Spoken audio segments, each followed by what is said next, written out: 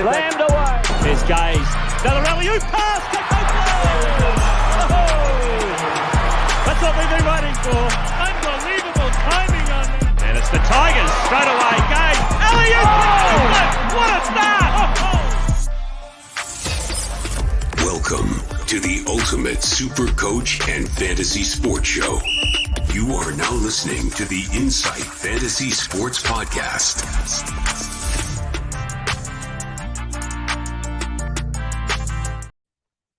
Hello, NBL Supercoaches. It is Insight Fantasy Sport Podcast here. I am the Supercoach Hawk, sitting with my good friend, SC Mattrix, absolutely brought to you by the Standard Squeeze. Make sure you jump on and use the promo code INSIDE15 to get 15% off all your Standard Squeeze products. And also Ryan Hammond at Astute Newstead for all your finance needs and brokerage needs. Jump on, give Ryan Hammond a call, and tell him that the Inside Boy sent you, and he will take care of your needs. How are you, Matty? Mate, I'm just excited to be here again. G League Ignite played. I tell you what, we've got a SAR circle jerk later. I'm excited to be here. And that's all come from literally a 2-minute chat before we've jumped in studio and had a crack, which I love. I'm very intrigued to see how it goes. And before I throw to you to introduce our special guest that we have, make sure you click subscribe, everybody. You can see it at the bottom there. Jump on. You can follow us on all your podcast needs. You can follow us on Instagram. We are bringing you the content that you need to build your NBL Supercoach teams. Now, I'm going to be honest. I'm a little bit nervous here.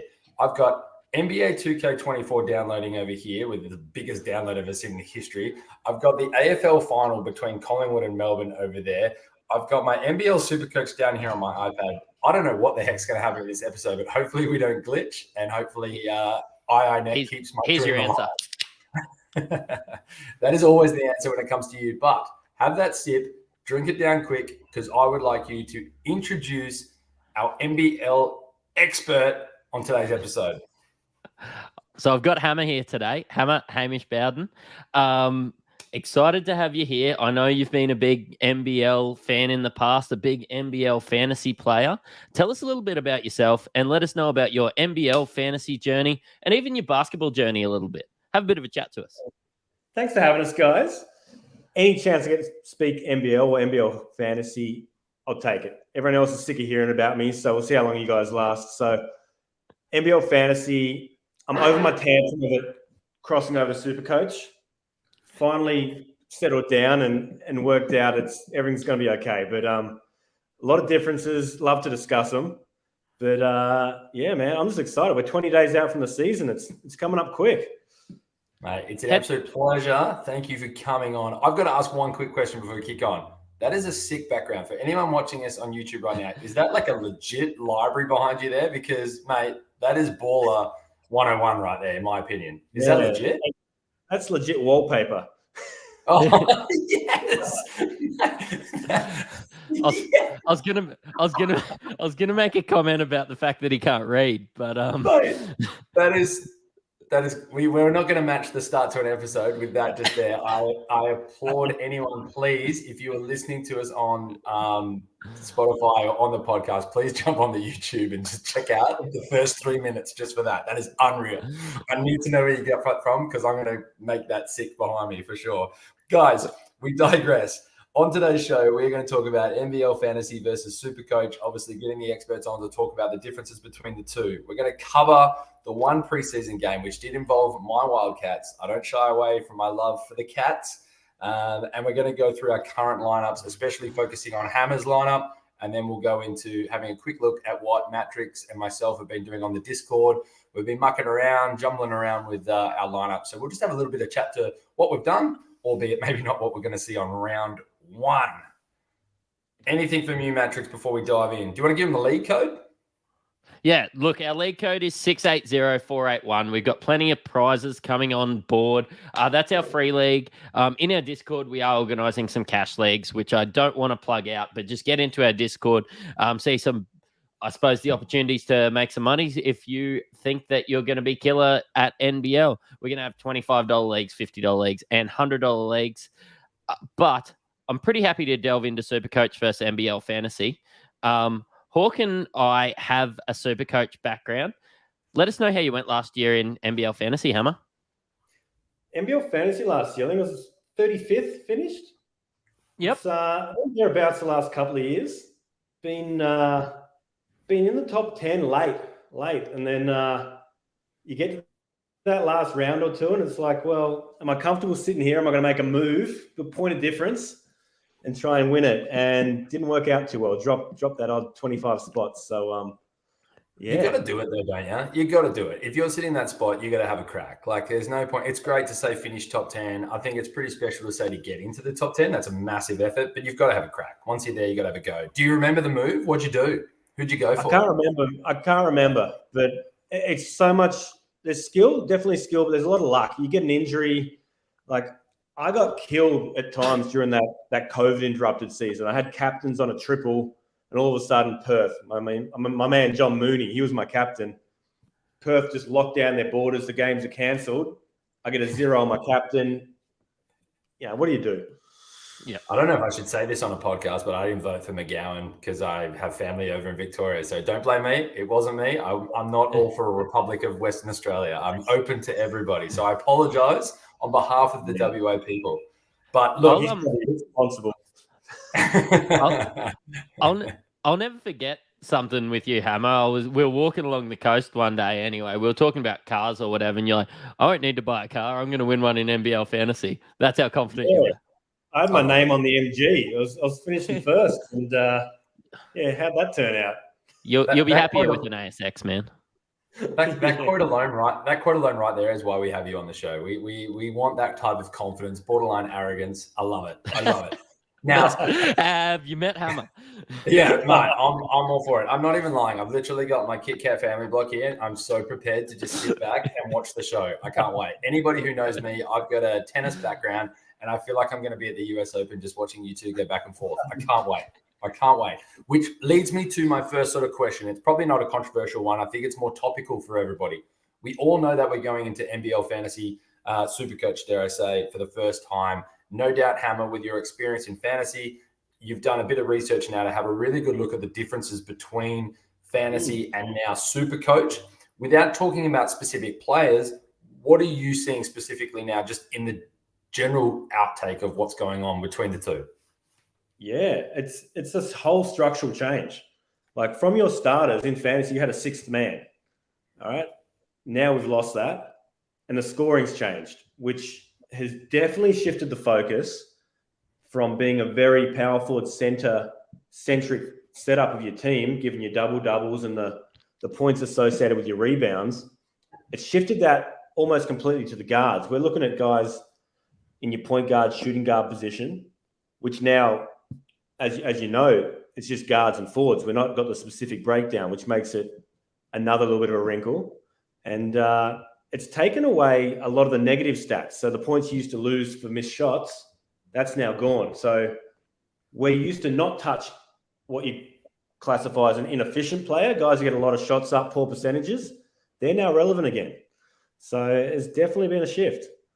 Do you know what I find interesting there is, as a diehard Supercoach player when it comes to AFL, it's interesting in regards to NBL, it's kind of done the flip-flop. So for AFL fantasy, for anyone who plays AFL fantasy out there, it's kind of anyone can play because it's just stat-based. You could kick the ball out on the full and you still get 3 points for the kick. Compared to Supercoach, you actually get a minus because it's an inefficient kick.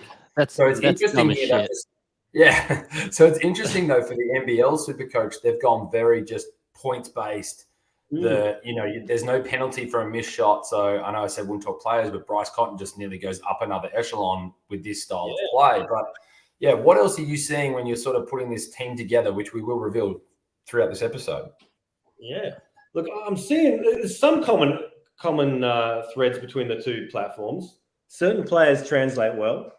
I'm still trying to see with a few of them how it's going to work out with your scoring system. So traditionally, your cash cows, making money has been important, especially coming into the back end of the season. Yep. And understood pretty well your fantasy cash builder. Be interesting to see how Supercoach, how that plays out. You know, how much they're going to go up each week. That's going to be new to me. So as much as I've got the background in fantasy, there's a lot new to me in Supercoach too. So there's some things I'm figuring out on the fly. Matt, I'm looking at your point 3 there, Matt, and I want you to explain this one. No team wins means load up on scrubs. What am I hearing there? What am I reading? Mate, so when you go back to NBL Fantasy, and I've only tinkered a little bit with NBL Fantasy, mainly because I found it actually quite unforgiving for a new player to get in. So I would start and I would play for like 3 weeks and I would get the shits with it and leave. But yeah, basically you used to get points for your team being good. So you would... I'm not even sure. Hamish can probably attune to as to whether people actually cared about it. But basically, you'd get a couple of points just for your team not being shit. Yeah, man. To me, it was never a factor. You used to get two points for a team win added to your player's fantasy score. So if you're looking at a guy like a good fantasy score, you're looking for about a 50. Right? So your team wins as well, you get 52. It's in the grand scheme of things, it was not overly relevant. Like I wouldn't be picking guys based on that. It was almost better to get guys on a bad team who are going to play a lot. It cancels that out. So, but that's gone. Sure. That's another difference. I'm pretty excited to follow along when I watch. What I found with NBL Fantasy was, to the naked eye, I'd just sit down, I'd crack open my beer as per usual because, it's a day that ends in Y. And I'd sit in front of the TV to watch some basketball, right? And I just find it super easy. I think with this scoring system, it's going to be super easy to see, Sobey hits a 3, it's fine. Sobey picks out a rebound, it's 1 point. You get an assist, it's 2. You're not worried about missed shots. You're not really worried. That a turnover is a negative stat. Look, I don't even think double-doubles are rewarded as well as NBL Fantasy. Can you attune to any of that? Or I know that you're a stats man, Hammer. Do you have a notepad out when you watch? You get good at it, man. The scoring is definitely simplified. There used to be a lot of differences. Rebounds is probably one of the most obvious ones. From memory, and the defensive rebound was worth 2 points, offensive rebound was worth 3. And so you'd be sitting there and, guys are missing a shot, tip in, miss. And it's I don't care about the misses. You just got 6 points for offensive rebounds, but missed 2 points for the 2 missed shots. But now rebounds, 1 point, regardless of offensive or defensive. It really, that's what's taken the big man out of it a bit. You still gonna have some relevant guys, but you used to have a guy I'm talking to Majock. He'd come on, if he got the minutes, he'd be good for 10 and 10. He'd be relevant. Right now, probably not so much. We talked about him on the last one. I think he's getting a bit of pick just because people know his name and his price is low, but you got to look at where his actual role's at. Look, you only have to remember one name when you're talking about him, so that's good. That sets him above everyone else. So nice they named him twice, man. There's a lot of ways you can go with this one. I feel like we could talk about this for a little while, but I need a little bit more controversy out of you guys, and we'll move on. And speaking of games, one thing I must say that I like about this is I feel like I'm actually going to be able to go to games and watch games and not need to be on my phone looking at what the players' scores might be because of that simplicity of what the adding up is. When you're on a Supercoach AFL, you could see a player playing well and go on your phone. He's not actually scoring well because of the algorithm. You feel like you just need to be looking at it all the time. I think we can actually go to the game, grab a beer and actually watch it and know what our player's doing because it's right there in front of us. Just do some basic math. I think for Matt, he might need to pull out fingers, toes, calculator, and a few other things, but he'll get there in the end. So it's all good. Well, yeah, with my team and that many points, I only have 20. So, yeah, that's right. You're picking straight scorers. You've got to count their numbers. They're points. Exactly. That's it. Rebounders for the week. There was one preseason game that I would like to talk about before we go into revealing Hammer's team, because I think that's going to start to spark a little bit more back and forth within this group. I think it was the Wildcats were out there playing a bit of a. Who were they playing? An NB1 select team, and it was a bit of a the G League Ignite. Yeah. I'm going to throw to you, mate, because it starts with Alex Sarr. He had a bit of a big one today, and I think he's a talking point. Yeah, I have had some aggressive messages. I'm looking at you, Phil, in the chat, telling me that he's a sleeper. And look, and after this game, I'm interested in him. Like I've definitely looked at getting him into my team now. He played 29 minutes, 17 points, 7 rebounds, 6 blocks, and 5 turnovers. That's 37 Supercoach points with the assist and the steal that he got. Yeah, monster game from Alex Sarr, and probably showed, I suppose, that he can do it, and his break even is like 25, being an extra. Yeah, I think that he could be really good. What do you think, guys? Before I throw the hammer, because I want his point. I'm gonna simplify it with this. Definitely a no for me, dog. It's definitely a no for me, dog. It's definitely a no for me, dog. It's definitely a no for me, dog. Agreed. 100%. This guy's fool's gold, Matty. Absolute fool's gold, man. He's not going to get the minutes. I mean, think about it today. There's no Pinder. He's going to command at least 25 minutes a game. The rumors are swirling. There's an import 5 coming. Aquera's there. I mean, they had Luke Travers last year, and he was meant to be the next NBA prospect. What did they give him? He already was. He was already drafted. Yeah, what did they do with him? It just wasn't there. This is fool's gold. Great game. 6 blocks. Is that going to happen every game? The 5 turnovers, maybe. But look, love it. Great prospect, but I just think really he's just going to kill you on this. Yeah, no, I have to agree. Yeah, man, fool's gold. So is he a no even as a bench player for you, Hammer? Like, can you spend 100K on the bench? He's 115K right now, right? I want to see where he actually fits in the rotation. That's what happens with preseason. You get a lot of this fool's gold. We've been there before. We've seen guys, and it just never eventuates. So I think that the 4-5 rotation there is going to be tough. And he looks like he's a high points per minute guy. I'm just not convinced the minutes are there. So at 115K for a next star, this is a guy I'd be considering at the 69K price for sure. But if you look at my team construction later, I haven't got the cash if I'm going with some of the bigger guys. So we'll see. So, I mean, look, he had a big game as well. No Pinder. Pinder wasn't there.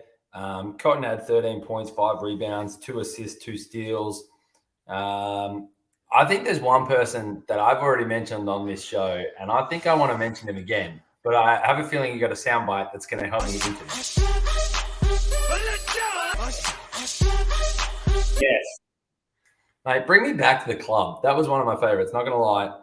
Jordan Usher, again, 22, 6 rebounds, 3 assists, 1 steal. This guy was brought over to be a defender, to take some pressure off Cotton. So Cotton didn't have to play massive minutes at both ends of the court. But this guy can play offense as well. He is putting up big, big numbers. He's good. I like his game. He's had this game versus G League Ignite. It was the first 2 preseason games against NBL 1 Select, albeit ordinary competition. He's been consistent, and I think he's going to get better. And probably the most important part of this, he's got a role. And if you look around that 3 spot, it's probably one of the least amount of depth they've got. Right? Who have they got behind him? I think the minutes are there for him. 100%. He's got minutes at the 2 and at the 3, for sure. Ooh. Yeah. So after getting the opportunity to watch a little bit of this one, like I was always thinking that Cotton is going to be the guy just shooting the shots. Like, let's just get Cotton out there, shoot all his shots. He's going to get his shots up, and then Pinder's going to get the rebound, and that is as one-dimensional as these guys are. They're going to be defenders and everything at those positions. But do you guys think that Usher takes a little bit away from Cotton? Possibly. I think Usher benefits from Cotton and the attention he draws. So it's a positive there. But I think Cotton's a good enough player that he'll get his in different ways. Like I think the addition of Pinder, the addition of Sarr, they're lob threats. It's going to give Cotton somewhere to dump it if he gets doubled, which he didn't have last year. And he still got his done. The steals, I think Usher, he's come out and openly said, I want to be put on the best offensive player on the other team, which takes that roll away from Cotton. But also, if you look at today, Usher's locked up his guy, put the pressure on the ball, and look where the steals came. 2 steals for Cotton, 5 steals for Ty Webster, who's not a renowned defender. Right? Is that a beneficiary of Jordan? Yeah, could be. Definitely could be. I couldn't agree more. Yeah. What I think it takes a little bit away from Cotton, but I'm still in the camp, which is you can't afford not to have Cotton in round one. Although, and look, I don't want to get into it too far, although where my team currently sits, I don't have Creek. So I've got to actually maybe make a little bit of a choice there, and I'm not sure. And maybe with Creek, with the 2 weeks in a row double games, maybe that might be the deciding factor. But I think it's too risky not to have Cotton week one. But I think you're right. I think he drops in. I think he drops in price for sure, because I think there's other options now that he isn't the full scoring threat. But in saying that, he's a free hit. There's no price rise or price drop until they've played 3 games. So you can have a swing at it, see how it looks, see how it feels, and get out for what you came in with. So 2 things, Rob. When you talk about 2 times double game week, can you please call it a double game week? That's where I'd like you to start with a double game week. And was Usher around when you actually went to clubs? The legit real one? All the time, mate. We just hung out all the time in Cali, Sunset Strip. You know how it is. Shout out to Loyola Marymount University. Shout out to Loyola Marymount University. Let's go Lions. All the time, baby. Hey, mate, he was still in high school when you were in clubs, man. I'm showing my age a little bit. You're both old. Slow down, mate. I've got a hat on. I'm not showing too much. I've got a bit of, we're all good. Yeah. We've already talked about the tide coming in for Hamish there, but I'll leave that alone. I'm hanging on for dear life. I think it's time for team reveals. What do we reckon? Should we have a look at Hammer's score? Let's do it. Let's have a look. Okay. So as it sits, through it. Yeah, as it sits, this is week 1. I've gone big. Got all doubles on the starting lineup. And I've gone with probably the big 3 that you can actually touch in round 1, which is your Travers, your Creek, your Cotton. Flowers has been promised a starting spot in Adelaide, another double game week. Was solid in their first preseason hit out. We've got a couple more opportunities to have a look. Hukporti, haven't been overly impressed so far, but I've got hope. And he pairs with Jordan Hunter. So Hukporti, Hunter on the bench, Sydney, Melbourne. You can pair them together and always have double game coverage through to about round 7 or 8. And then the other 4 are cheapies. So Armstrong, I've got high hopes for. I've got concerns about their double donut game coming up in, round 3 and 4. Henshaw was good today. He came away with 17 fantasy points in a squad where the guard rotation was set. So Cotton played, the 2 Webster brothers played, Usher was there, still got his. Bannon, high on this guy, and Brisbane have a good schedule early. And Krebs in Melbourne. Melbourne have a good schedule early, and I think he's in for a better season than last year. And the new scoring system, that's going to fit his game a bit better. So that's where we're sitting. And a lot of this is set to make moves come week 2. Probably going to move Cotton on. Cotton on. Yeah. Another sponsorship. You want to work on that one? Yeah, exactly. Look, I'm seeing a lot of 69s out there. But realistically, is Bannon going to play that Krebs role from last year in Brisbane? How so? Like similar sort of position. Look, I watched a lot of Bullets games and a lot more Bullets games than a lot of other teams, but Krebs was pretty ordinary, but he did get minutes and did get opportunity. Do you think Bannon's, Krebs started a little bit, but probably didn't play those starter minutes? Do you think how much time do you see Bannon playing? For those that don't, I suppose at home that don't know these 69 giggity, I have my hands in my pocket. But for those that don't know these $69,000 players, what can you tell us about Bannon and probably Henshaw? Yeah, look, so your 69s, you're pretty much entry level. There's only a few development players that are less than that, right? So you're banking on them for your cash.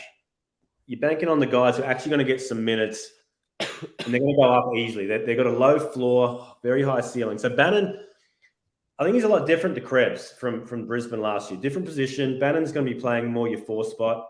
The main competition I'm seeing there is DJ Mitchell, which was solid last year, but through the preseason so far, looks like Bannon's getting the nod and is about a third of the price. Impressed early in their preseason game up in Bundaberg against Cairns. I see a lot of upside. And everything I'm hearing is positive. Same with Henschel. He's got high reps and he got some burn today. Armstrong outside of the schedule is, he's meant to be a starter, so I like that. And Krebs, I think the role in Melbourne's definitely expanded. There's got to be some shooting there. I don't call Delhi a shooter. I wouldn't say Illy's great. And so someone who's actually going to space the floor and, he's been solid in the preseason. I think he had 21 points against the JJs down in Launceston the other night. Yeah, nice. I really like it. And what I've got for Taran Armstrong is we did talk about outside of the draw, and it's an awful one. Probably for Cairns, it's probably a lot worse for New Zealand. But after he plays his first 3 games, he's going to get a price rise. Then he doesn't play for 2 weeks. Can you see yourself burning a trade on that? I can. See, look, the way this is structured, I've got some guys in the starting lineup who have very hefty price tags. So getting rid of Cotton come week 2 is going to open up a lot of options. So what I'm looking at, and this is still playing around, it could change 1,000 times between now and then, is bringing in a guy like a Denzel Valentine, right?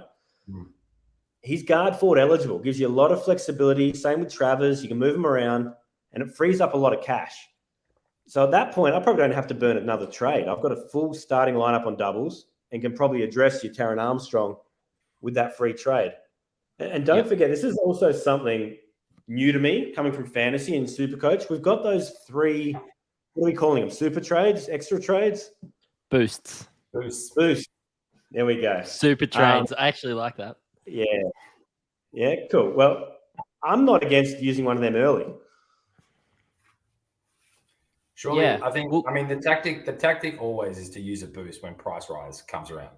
When that first price rise comes around, surely you're using a boost because, especially if you've got it wrong or there's just some dramatic cash to be made. I think early on, surely in this Supercoach land, you've got to get cash because we talked about it before. How many rookies are going to come in and debut? How many players are going to come in and get minutes halfway through a season and be a low price player that you get in? You have to get cash early. And then you have to make some good moves. So if there's anyone sitting on that 69 that's going to jump up with a massive cash cow in that boost, you bring in 3 of them in, dropping some of your 115s if they haven't gone on. Or to be honest, even a 277, if they haven't performed and they're not going to jump that much, you might as well drop one of them for a 69, get the cash and just go up from there for sure. And then make the moves later. You've got Taran Armstrong. Can you afford to keep him on the 2 donuts? Because keeping in mind, after those 2 donuts, there's a block in the middle of the schedule where Cairns are the hottest team in the league, and you're going to want to be bringing some of these guys in. Yeah, all I'm worried about is like wasting some trades on that, like if there's more money to be made elsewhere. And I don't know, like hopefully I've got my bench right enough that they're getting more than 10 points. But the way that I can see it is 10 points halved isn't really worth a lot. Like I suppose it's going to depend if there's somebody that pops out like and just glares to me that you have to get them in. Like if they're going to be making 40K, if they're going to be making 30K in the week, then yeah, I probably will trade him out. But if there's no one to trade him to, I'll probably just cop a non-playable player. Yeah. For the sake of 5 points potentially, if you've got a better starter in there, you'll make that up. Yep. One thing I looked at your team, and I don't want to call you a hypocrite, but you said, actually I do. So 2 things that you said. I listen when you talk. One of few things. Appreciate it. You did say that centers aren't as useful as in NBL fantasy. And I have seen you fading that position a little bit, which I really liked. And then you're like, oh, well, it made it like super guard friendly. And then you've sort of went cheap with Trenton Flowers as your second guard. And then even your 3rd and 4th guards, you've sort of went 69 a couple times. Oh, fuck, I love that. But realistically, is that just to do with the schedule, because I've found myself trying to look for guards because I had the same opinion when I had a look, and hadn't really seen people outside of those 270K guys. Like, I want an 120 guard that I can rely on. But do you just not find that? You're right, man. There's not the value I'm seeing right there for round one. Schedule dependent, and also in that sort of below 277 price tag. So I feel like I can carry Cotton round one, and by trading him out after round one, I've got the cash to play with. So I'm looking at guys. Well, guys I did look at for round one were Gary Brown with Southeast Melbourne. You know, traditionally he's been high in assists. I think he almost led the league last year. Injury prone, but he's definitely got a role there. But then I had some questions. They brought in Will Cummings as the second guard there, who's highly credentialed out of Europe. How does that affect him? They're loaded with Creek. They're loaded with Big Sauce. There's a lot of mouths to feed there. So there's some question marks. But yeah, round two, like the look of Jalen Adams. Love the look of Justin Robinson Illawarra. That would have been one of my top guys. I think this new scoring format really plays to his strengths, except awful schedule in Illawarra. Out of Tassie, another guy that you've said you like, and I've got an eye on this dude too, is Jordan Crawford. And even going back to Jordan Usher, there's one there, except Perth's schedule's up and down. So definitely a lot of value. A lot of this starting lineup's just to do with the schedule in round one, and the ability, like I said, probably bringing Denzel Valentine, is to trade my way out of this quite easily come round two. Yeah, I really like it. I really like it. So while you're there, Matty, here's another one, and this is probably one of my hottest tips. Shannon Scott. Love this guy. Was in Cairns last year. Going to be cooking for your guys in Brisbane. Like the look of that guy. I think he's about 313K, something like that from memory. Yeah, so I'm probably looking for somebody in that double game week 2. And this is probably an excellent segue into my team, which has a few guys that you have, doesn't have some other guys. But like when I go to Bryce Cotton with 466K, I probably want to downgrade to somebody and spend that money elsewhere. I was looking at Sobey. Look, he's my boy. I'm wearing him right here. But yeah, like the Chris Smith, I suppose, is he somebody to look at? Do you think Shannon Scott over Chris Smith? I do. Firstly, your boy Sobey, I think he's got a lot of upside this year. I'm not touching him. I'm scarred. I'm hurt. This guy's killed me before in fantasy. And this is the inefficiency that fantasy had. You know, he's a volume scorer, high turnover. You know, he's going to go out and leave it all out there, but it never translated that well or consistently in fantasy. I think this new scoring system, he's a big beneficiary. But yeah, Shannon Scott over Chris Smith. What's your take? Why Chris Smith? I actually like the duel as well. I was sort of looking for a forward there at some stage, that's somebody that can sort of score and I suppose play like a guard, but I can slot him into my my forward spot, much like I suppose Luke Travis or somebody like that. Yeah, man. Look, I did look at him, and I'm not going to go as far as to say fool's gold, but they had that one hit out in Bundaberg against Cairns, and he hit the 7 threes. A lot of it late. I think he scored well. He might have had 30 or close to. Not a lot of other stats. I just don't see that happening every game. There was no Sobey. There was no Shannon Scott. So there's a lot more mouths to feed to come back. I think Shannon Scott, though, and he's demonstrated this in Cairns, he's across the stat sheet, man. He's high on assist. He plays good D, gets the steals. He scores. He's very stingy with the turnovers. And he played with Taj McCall, which is pretty comparable to playing with someone as ball dominant as Sobey, and still got it done. So what have you done with your changes, Matty? What have you done? Have you so made I went and added. to? Yeah, I went and added Sar after today. I've just went and done it. Jeez, I just had to do it. Have you put him on a start? Yeah, I have. With the double game week, and I've went and added Bowden instead. I did have Hunter, but you know what? We've got to have some differences in our team. So I went and added Sar instead of Hunter. Had some money for Bowden. Updated somebody from my bench.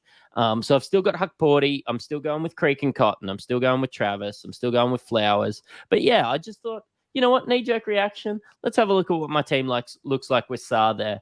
And if this mystery 5 or whatever, the worst kept secret in Australia happens in Perth, I don't see Saar, I suppose, starting for the year because he's still not like 69K, which is where I'd like to be paying for possibly the third string center.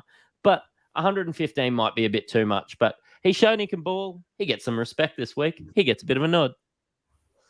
Yeah, I've made a few changes as well. There's a couple there that Hammer's suggested, which if anyone's been watching us on YouTube and I've just been looking down, it's not me not showing any interest. It's me just like looking up these players that Hammer's been talking about, little tweaks around and making some things. Because I said I wanted to bring Bryce Cotton in. I had to bring him in. I'm not sold on Mitch Creek for week 1. I think I want to bring him in week 2. I think that'll be the move that I make as well. So for me, it's I'm here for a good time as well. Let's be clear. I put my name on the line when it comes to Supercoach AFL. I think for NBL Supercoach, I want to go and enjoy the games. I want to win, but I also want to go and enjoy the games. And right now, Usher's got to be in the lineup because that's just ridiculous if I don't. So I've got Luke Travers, Usher. I have now burnt at the center and gone with Huck Porty. Hunter is sitting on the bench as well because I do want good balance. I want balance. I want to just not be able to burn both areas. I want to see what both of them do in their roles. Bryce Cotton's sitting there for me, and it looks so much better with him with the C. I feel confident about it in that first week, and I'm enjoying Franklin because he's got the double game week for the first 2 weeks. So Franklin for me sitting there now, allowing me to do that though, and I'm intrigued to hear this because Tui is obviously a massively picked high percentage player at the moment. So therefore, I've had to kind of drop him, and I've gone with your boy Bannon that you've just mentioned. So I've got Bannon and Olbrich, Hunter's on the bench in the centers, and I'm still sitting there with Flowers and Armstrong because I think that's a lock for me on the bench for the guards. Yeah. Olbrich, love the look of him. Once again, Illawarra's schedule is pus. And it kills me every year. The schedule comes out, and there's some teams there's guys I really want to have in my squad, and the schedule just won't allow it. And that's one of the biggest differences with those guys who come from a Supercoach background is with your AFLs, your NRLs, it's always one game every week. The schedule isn't as important as it is with the NBL. Double game weeks, you really need your whole starting lineup, if possible, to be on doubles. Otherwise, and your captain especially, otherwise you're doing yourself a bit of an injustice. So on that point then, I've got a bit of cash still sitting there, not enough to do like a big upgrade to a Creek or something like that. Would you suggest then that Tui's got to be in there instead of Olbrich to start? Sydney? Yeah. Yeah, from the Kings. Yeah. At 115K, I don't see him for round 1. They're on a single. Okay. You could potentially bring him in for the double game. I think he's going to be a cash cow. But then again, Sydney, they're loaded. Yeah, I mean, they are. I mean, he's possibly going to start at the 3, or if not, maybe a 6-man role. But Jalen Adams, he's going to want the ball in his hand. Denzel Valentine's made it clear he's trying to get back to the NBA. You've got DJ Hogue, remember? He's a stud. He was really fantasy relevant last year. And a lot of guys slept on him early because in Cairns, they had a terrible schedule. Adams was a big one for me. I was really big on putting Adams in my team. It obviously doesn't have to be a round 1 thing. It could be a round 2, but I'm big on it. But you hit up with a fair point and something you heard that you talked about when we just talked about before we jumped in the studio. What were you hearing coming out of Sydney? Yeah, so there's an article, I believe it was NBL.com this week. The Sydney coach, Mohammed Abdul Fattah, was talking about how potentially the Sydney will not settle on a starting lineup. They're going to mix it up and be up and down, horses for courses. And while that might work to win some basketball games, it's a very scary thing to hear in the fantasy world. You want some consistency to know your guys, especially when you've paid up big for them, are going to play. If you've got one of your studs and they're only playing 15 minutes and you get a price drop, that's going to have some flow-on effects, yeah? Is that one of the best gigs to walk into or the toughest because they've had so much success? It's tough, man. There's some expectations to go with that, isn't there? Absolutely. I mean, that was just an interesting story in itself with their coach leaving and what actually, I think we'll never truly know maybe what was the conversations or what was going on, but that was a weird one when that hit the airwaves for sure. There's another point to make there. Sydney have gone after these G League coaches. So you're looking at your Will Weavers last couple of years. They had Chase Buford out of the G League as well. And these guys they bring a certain style. And it's up and down, it's run and gun, it's fast, it's a lot of possessions, which is very conducive to high fantasy scores. So this guy's probably going to bring a lot of the same, and he said that. So I see Sydney, if these guys are getting the burn, it's going to be good. And I'll tell you the one stability they have there, and I was lucky enough to hear her speak at a conference, a sports conference. I work in the sports industry over here. Sports conference, Fleur McIntyre. Man, she was fantastic to listen to, and the role that she plays as an assistant coach, I think when you actually get to hear what some of these assistant coaches do and their influence that they have on those players, that to at least know that she's still there, I think gives that steady. I think she just seems like, dare I say, and I'm sure she won't mind me saying, she was like a mum to the players, like legit. Yeah. Like she played that role on top of just her basketball knowledge and the way that she coached and those type of things. But the amount of cool stories she talked about behind the scenes of what she did with the players and the relationship she had with each one. She wanted to show one slide, and it was just literally the team there celebrating. And she didn't want to tell all the stories, and she didn't want to be on the slide too long. She couldn't help it. She just, it's like she just got lost in it, and you could just see the love for the players. And for me, that was just like, wow, like that's awesome. So to see that she's still there, I think is hopefully that maybe that steadiness that they need. Obviously, that said, though, they've had a bit of a turnover with players as well, so it all sort of starts again. Absolutely, and the impact the coach has on a team in the basketball world, it's just as big in the fantasy world. So you look at some of the teams traditionally, some of these coaches are fantasy killers. Like Vickerman in United, up and down, like Yanks guys when they're hot, has never been great for me fantasy-wise. Another one, brilliant coach. I think he's one of the best coaches in the league is Scott Roth with Tassie, but they play 12 deep. You know, they had times last year with Josh Majette, and he went, and rightfully so, with a development player in Sean McDonald. But if you got the starting point guard, the import in your fantasy team, he doesn't care about your fantasy team. I can tell you that much. No. I actually love when the coach addresses fantasy though as well, because you know the question is actually towards that, and at least do it in a joking way. Don't be that coach that goes, "I don't give a shit." Make a joke about it. Be like, "My bad. I know I just cost you 1 rebound for your double, your 5 extra points. It's all good." Like, you know what I mean? Like, I do like when they embrace it. Like, you can't tell me that players don't know. Players know. Players know where they've put it. Yeah. They're playing the game. This is a part of their fun out there on the court. If you're not playing, like, why wouldn't you? It's no different than jumping in a bit of 2K and having a laugh with your mates. You know what I mean? Yeah. Look, boys, I feel like we could go back and forth for a while. We've hit over that 40-minute mark. We easily could talk for another hour. Look, I'll throw around for some final words in a second. I want to just say first, Hammer, this has been too good to not have you back on again. So I hope you've enjoyed yourself. Thank you for being on, and you are more than welcome to come back anytime. Yeah, love the boys. Thanks for having me. I'll be back for sure. Matty, final words from you, my friend? Oh, look, I'm just excited to see how the weekend's going to pan out, really, when it comes to NBL. I'll try and get those trigger fingers on my phone to not change it up too much with reactions as to what happens. But yeah, it'll be hard to make any final decisions, I think, until the Blitz up at the Gold Coast. So 2 fantasy games Saturday night to keep an eye on too. Absolutely. Yep. And we'll make sure so. And we will be bringing you all of that. So stay tuned. I know coming up, we have got the schedule is all set out. We've got the best table to put out to you. We'll be putting that on our Discord. That'll go on our Twitter. Make sure you follow along. We will be diving into that schedule like no other business, especially we might try and start it and condense it as nice as early as we can. We'll be helping you think about what kind of different moves that can be done.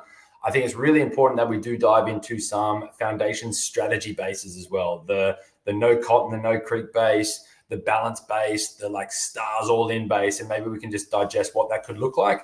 And look, the more games that get played, the more we're able to talk about these 69K players, these 115K players, because we know that's what you all want to hear.